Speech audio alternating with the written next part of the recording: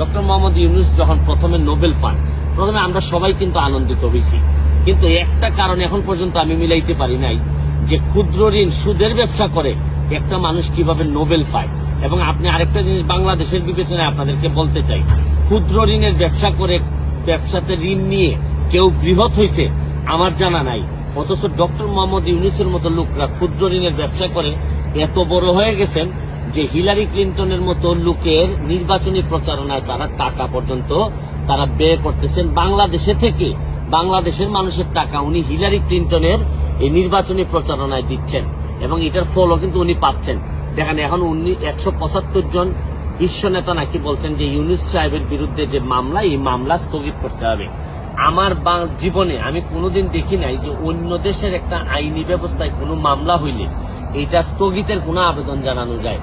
সর্বোচ্চ আমরা কি করি, আমরা বলি যে অবশ্যই যেন তাকে ন্যায় বিচার নিশ্চিত করা হয়, বা আমাদের যদি কারো আগ্রহ থাকে আমরা নিজেরা এসে, হিলারি ক্লিন্টন ওনারা কিন্তু নিজেরা এসে এখানে মামলা পরিচালনা করতে পারতেন।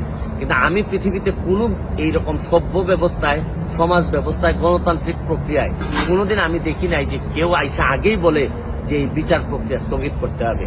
শুনেন, আমি একটা জিনিস আপনাদেরকে বলি, এই দুঃসময়ে এখন যে সময়টা ক্রাইসিস মোমেন্ট, এই সময়ে আওয়ামী লীগের মধ্যেই আমি আওয়ামী লীগের যারা আছেন সবাইকে দাবি করব যে যার খুলস থেকে বেরোয় আসেন। প্রতিবাদ করার সময় আছে, আমাদের যা যা আছে তার বিভিন্ন সময় আমরা বলবো, আমাদের দুর্নীতির বিরুদ্ধে যুদ্ধ চলতে থাকবে।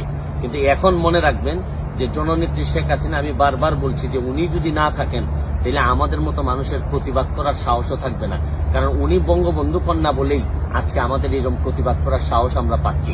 শুনেন, দেশের মধ্যে দুই দলের মধ্যে বিভক্তি থাকতে পারে, কিন্তু আরেক দলকে পরাজিত করার জন্য বিদেশের যারা, আপনারা জানেন যে এই আমেরিকা কিন্তু ইতিহাসের পুনরাবৃত্তি।